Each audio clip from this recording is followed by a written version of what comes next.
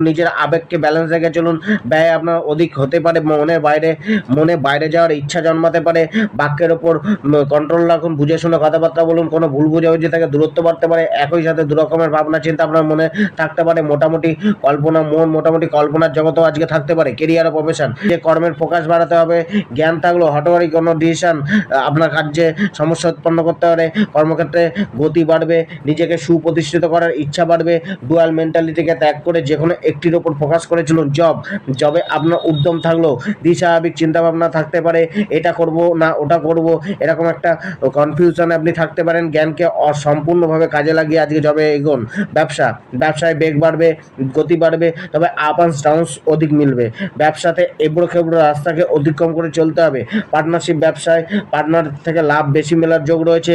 ব্যবসায় তর্ক বিতর্ক করা থেকে দূরে থাকুন। ইনভেস্ট বাড়তে পারে। স্ত্রী ও পরিবার বাধা অতিক্রম করে চলবেন।